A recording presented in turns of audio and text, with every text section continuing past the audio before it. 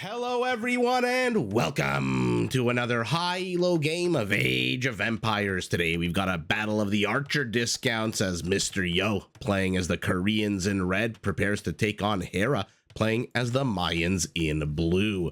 Now while the players herd their herdables, explore their immediate piggly-wiggly surroundings and try to get their butts up to Feudal Age ASAP, not a bad time for us to take a look at the Civ matchup we are going to be watching today.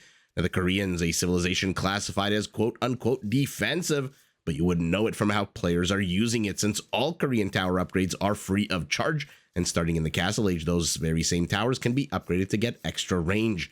That help you build these structures. Korean stone miners do work 20% faster than normal, and once you deplete your primary stone and start looking out on the map, has he found it yet?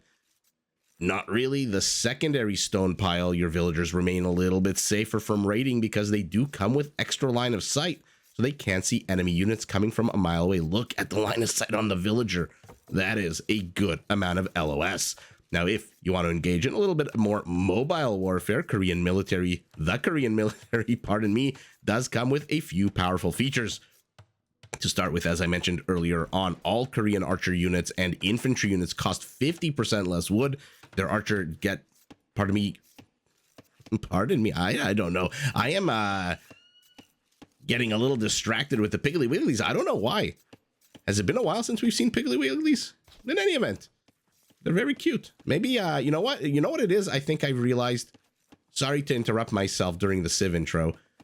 I've just gone down a Moodang rabbit hole in the last couple of days. If you're not familiar with Moodang, look that name up and you will thank me later. And so these Piggly Wigglies kind of look like little baby hippos. In any event, I do apologize. Those archer units that already cost 50% less wood do come with free armor upgrades. So the second Mr. Yo hits the Feudal Age, we'll see the armor upgrades here on the top left of our screen light up one by one by one. If we're lucky enough to get all the way up to Imperial, their minimum range on the Mayans line units is reduced from 3 to 1, which is a godsend for players with fantastic attack round skills. And those very same Mayans line units can be upgraded to get +1 range, which means in the late game, Korean onagers, and if we're lucky enough, always fingers crossed to see siege onagers, do outrange certain towers, even castles in the later stages of the game. Now, if you're tired of playing defense, you want to roam around the map looking for kills, you can turn to the unique unit of the Koreans, the War Wagon. This is a mounted archer unit with a very healthy amount of HP, high base pierce armor, and one of the strongest base attacks of any archer unit in the game. Now, the War Wagon, as I just mentioned, is still an archer unit, even though it does look like it fires ballista bolts, so it does still benefit from the free archer upgrades and the wood discount that I just mentioned earlier on. As here we go, our Korean 14 villagers a pop just finished getting loom. You'll have noticed that Hera, in the beginning of the game, immediately researched loom. Why did he do that, or why did he not train a villager instead? That will all become apparent as we take a look at the Mayans, a civilization that pushes its players towards archer units. Their skirmishers can be upgraded to throw a second, albeit somewhat weaker projectile, and their foot archers, except for those skirmishers I just mentioned, become progressively cheaper as the game goes on. 10% cheaper in feudal, all the way up to 30% in imperial, which does help them mass their unique unit, the plumed archer. This is the fastest foot archer in the game, and one that comes with a small attack bonus against infantry. Now, to support your ranged units against the enemy, your archers can stay safe behind a lot of walls, because Mayan walls, both stone and palisade, including gates, by the way, are all 50% off. Buy one, get one free in a sense, and their eagle warriors can be upgraded to get a massive 40 extra HP. That help produce as large an army as possible. Mayan resources do last 15% longer than normal, and they do start the game with 1 extra villager, but 50 less food, which can help them reach Feudal Age a little bit faster and start taking advantage of those cheaper archer units. But remember, in a random map like this, where you start the game with 1 town center and only 5 population space, if you do start with 1 extra villager, it means you do start the game housed, because you start with 4 vills and a scout instead of the usual 3, which explains why Hera was researching loom in the earlier stages, as opposed to training a villager. He needed to finish construction on the house, and then he has the population space for it. So those are the 2 civilizations we've got before us, one with just a broad overall total discount, 10, 20, 30 on both resources that are required to train a foot archer, whereas one just focuses primarily on the wood aspect and not the gold, but the discount is much bigger, and it applies throughout the game starting in the Feudal Age. So I'm very interested to see how this game all shapes up. And speaking of how it all shapes up, let's take a look at the attack path, because it looks like Hera has already discovered and has spent a lot of time in the Korean side of the map. Mr. Yo, ooh, he's gone completely the wrong way, has met a few fellow horses, and now we'll head towards Hera's base. Let's see. When he reaches the forest, will he go up? Will he go down, north or south? Pick your way, scout. Okay, he's come across the primary gold. He sees the villager. He sees 2 villagers, 3 villagers, but one is just down here. Where's this villager going with a hammer in her hand? I mean, Mr. Yo must see this, right? How is he going to react? Okay. Did he see it? I mean, he certainly had the time and opportunity to see it. He's going to see the bears pouncing on something here. Okay, Hera moving forward with a archery range. Both players are now in Feudal Age. Okay, he sees the archery range. So whether or not he saw the villagers, irrelevant at this point. He knows the archery range is here. Bear lies dead. One vill takes a little bit of damage, but with Loom, not too big of a deal here. Whose scout will die first? Ooh, Mr. Yo, so close. So close to killing Hera's scout, but then the villagers shoo him away, but one more whack at the eagle. And the horsey unit does get the kill and then gets the hell out of here. So first blood drawn by our Korean in red, whose primary gold and primary stone are nice and secure to the rear of his base. But that's basically it. Where the hell are his other resources? Oh, look at that. Hera has already neutralized the secondary stone and the secondary gold of his opponent. And his villagers are very cockily walking into this base, unopposed entirely. Mr. Yo has no army except for that one scout, who has a massive 2 HP. So there is not too much that scout can do. Why did Hera stop? Why did he stop building the tower there? And then an extra patch of gold up here to the top left of the base. I do apologize. My voice is still a little bit hoarse from being a little sick. The price one pays for sending a baby to daycare. You know, you read the stories on social media platforms, wherever it is, that, you know, the second you send a baby to daycare, everyone in the household gets sick. And it is literally what happened here. 2 eagles are here. 2 villagers are at half health. Tower is going to get up, and what the hell is Mr. Yo doing with 10 villagers? 7 villagers on stone. Fast castle. 22 villagers. Korean stone miners. Oh, so sour. He's still going to have to buy the stone, even with the 20% faster stone gathering operations, quarry mining, whatever you want to call it. Villager lies dead. Hera gets his first kill, and not a bad kill at all. You know what this means? We're seeing a Phosphoru build out of Mr. Yo. Now, in the Phosphoru build, the castle usually goes up. There you go. He bought 100 stone. Oh, look at that. Look at that. Wall off going up. He doesn't want any eagles here, but the eagles see all of it.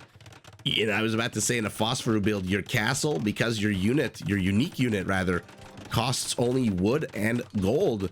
The castle defends the gold and the wood, and Mr. Yo's got plenty here, defended by this one castle. Deletes his own palisades. Not too sure why, what the point of that was, but the castle is up. Hera's still in feudal. Hera's still 500 food away from going up to castle age, and I'm assuming if I click on this castle any second now, although I shouldn't say any second now, Mr. Yo's baroque as a freaking joke. Okay, so he rushed up to castle age. The good old Phosphoru build where you stop at anywhere between 21 and 24 villagers. The problem is war wagons aren't cheap. With the wood discount, their cost goes from 200 wood to 100, but they still cost 60 gold. So he's going to need a little bit of time. It looks like his lumberjacks were a little clumped here. He's going to need a little bit of time. Absolutely no upgrades whatsoever. Fletching, getting got. Oh, I spy with my little eye a war wagon. And remember, armor upgrades are free of charge, so these guys are already leather clad, just like your favorite BDSM nightclub. Everyone's wearing leather. Berries are getting pushed, but to be fair, what the hell does he need berries at this point? This is where Mr. Yo basically says, okay, I'm done with villager production. I've got enough food that if I want to, I can keep training villagers at some point. And I can keep, keep paying for upgrades. But really, I need 100 food and 60 gold to train each individual war wagon. And let's see. Hera is heading up to Castle Age. For now, has gotten 2 kills to 1. But what the hell is he going to do? He is walling himself in completely. This is not a funnel. This is not a giant chunk of the map. This is just a small little bean-shaped wall. Looks like a villager. Another one does bite the dust. Hera gets another kill. Might even get a 3rd villager. But again, these ones on food are not exactly... there's alpha villagers like these ones right now. And then there's beta villagers like these ones right here. And Hera is getting a good number of kills, but they are just beta villagers. And Mysterio's starting to train more. He does finally have the 50 food he needs. His war wagons have arrived on the northern shores of the map, and let's see what they can do. Hera is a minute away from castle.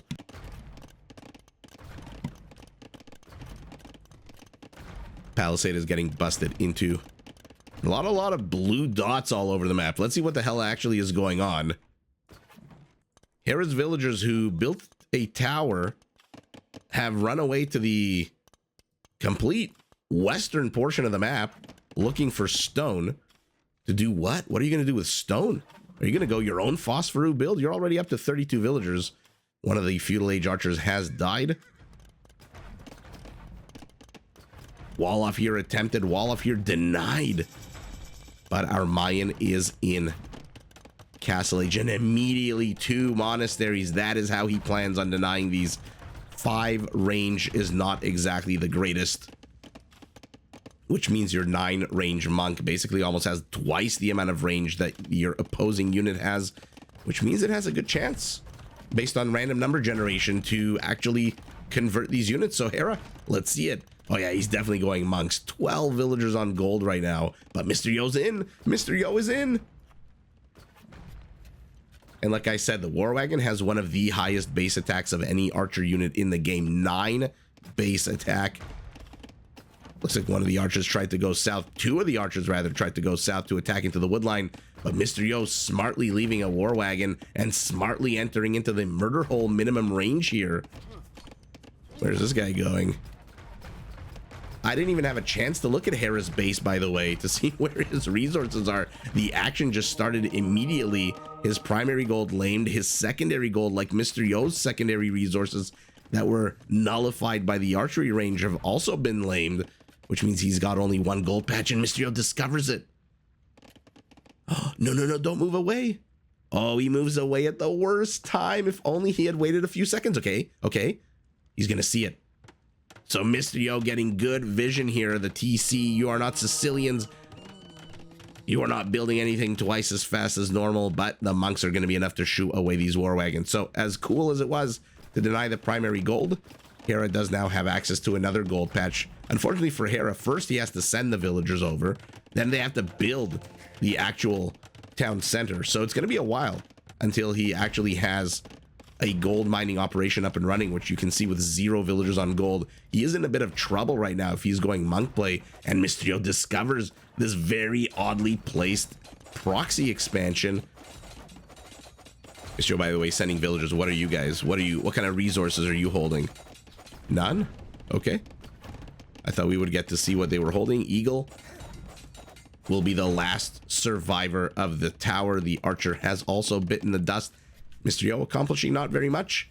Gets teefed.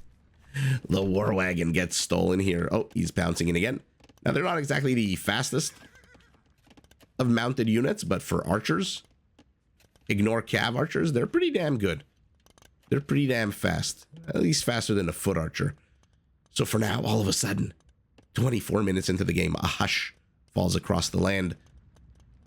As Mr. Yo begins massing his war wagons, Hera begins massing his monks. 6 monks and a war wagon to 12 war wagons. I mean, 6 monks is enough to swing your unit counts by 12. So Hera's going to be on the hunt, and Mr. Yo's going to have to be very careful.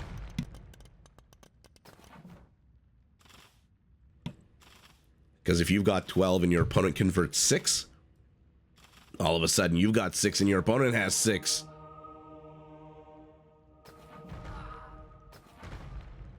with Botkin. Their range is at least somewhat improved to a 6 instead of the 5 that we saw. Okay. Mysterio, is he going to go after this? Is this really a priority?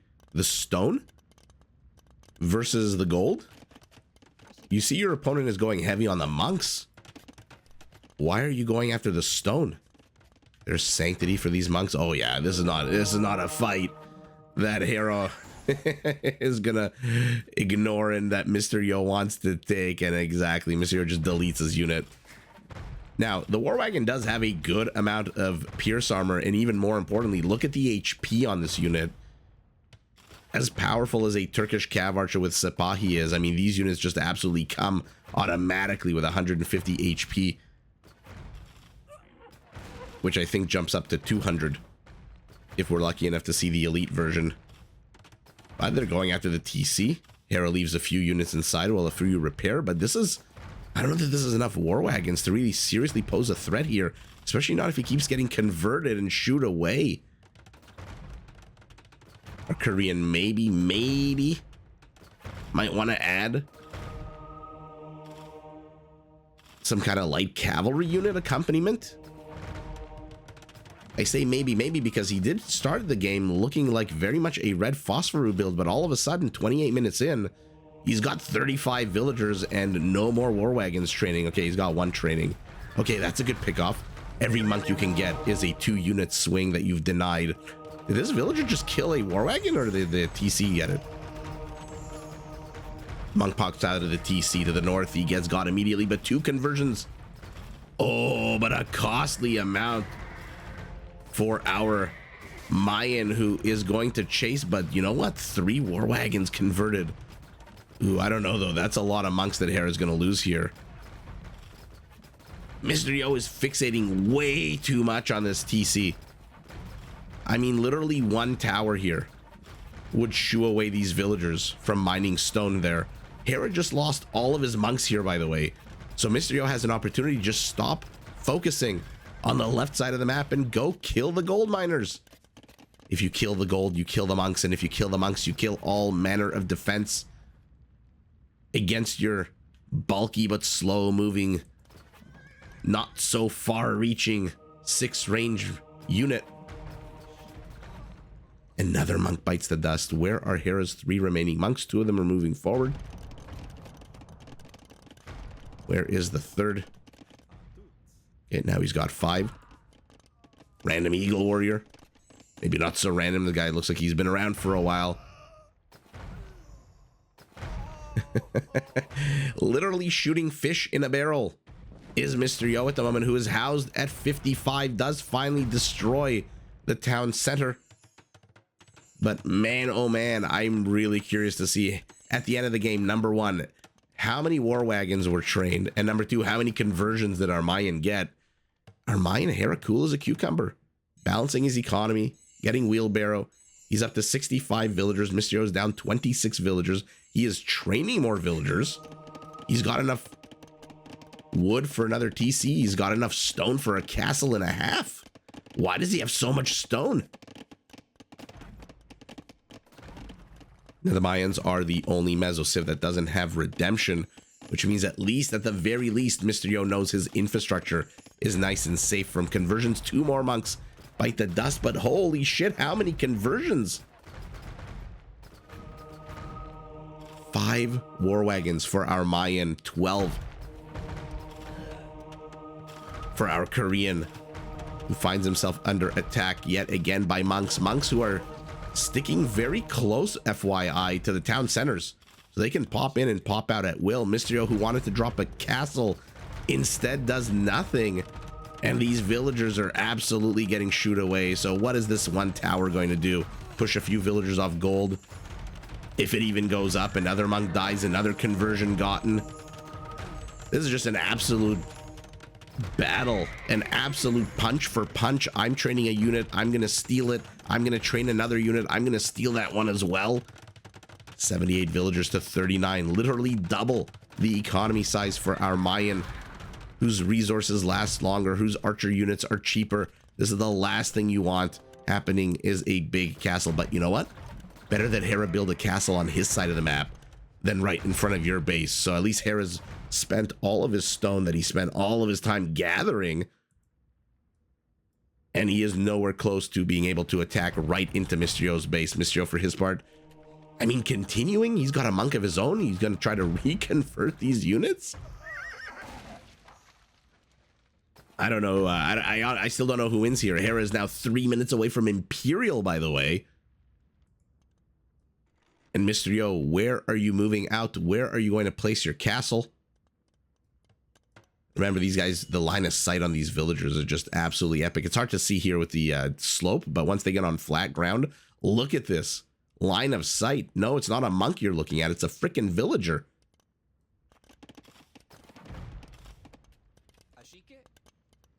They run into the TC safe and sound. 2 minutes away from Imperial is our Mayan. Mysterio's going to have to place...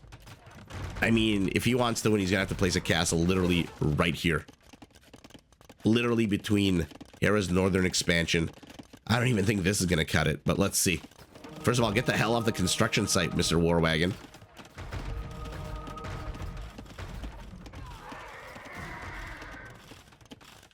He is losing so many war wagons.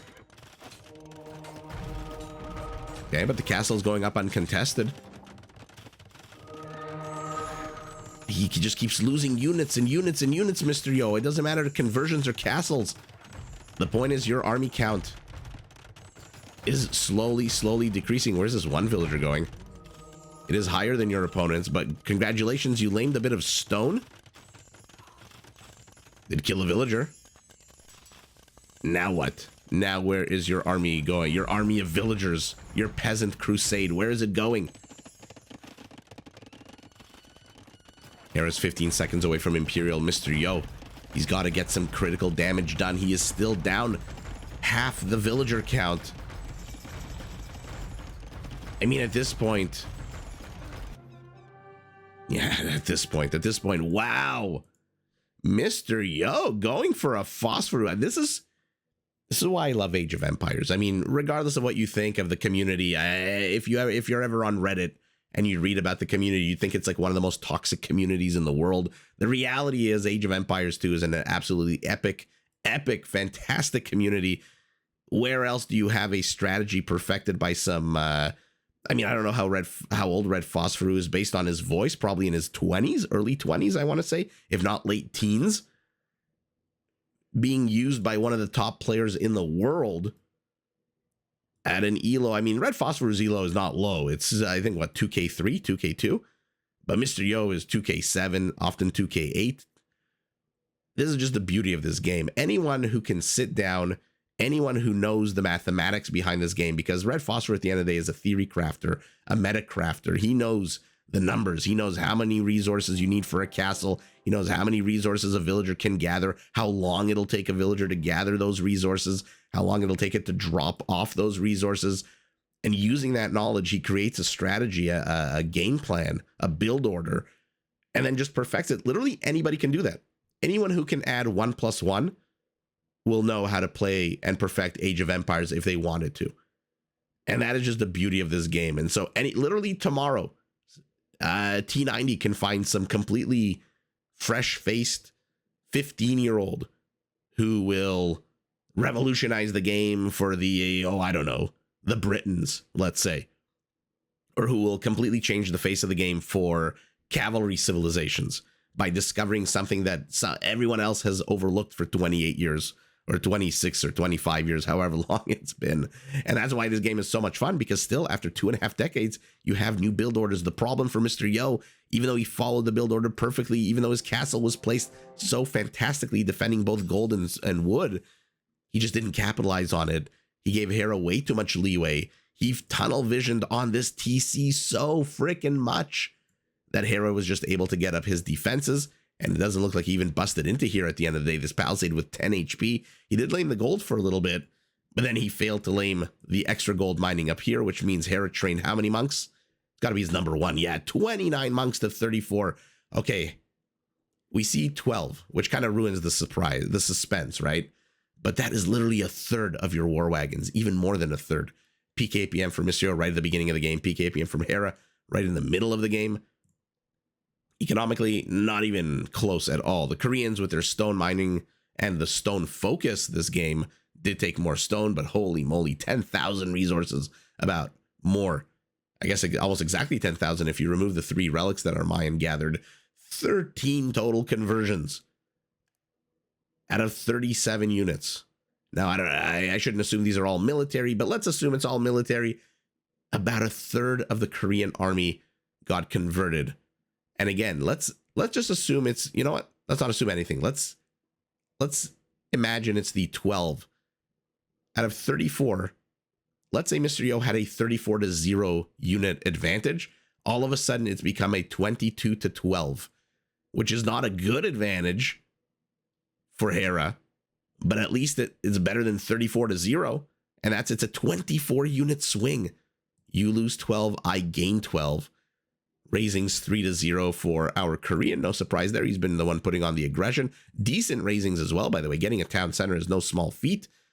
But at the end of the day, he focused a little bit too much on the western portion of the map and not so much on the northern, which means Hera managed to get up his 2 monasteries. He saw Mysterio's villagers coming from a mile away, got his castle up before Mysterio could even get his. Using converted war wagons, was attacking those villagers, and Mysterio attempted to put up a few towers here, failed, and then had to move with his villagers completely in an arc to the upper left, then right, and now they're getting wood here.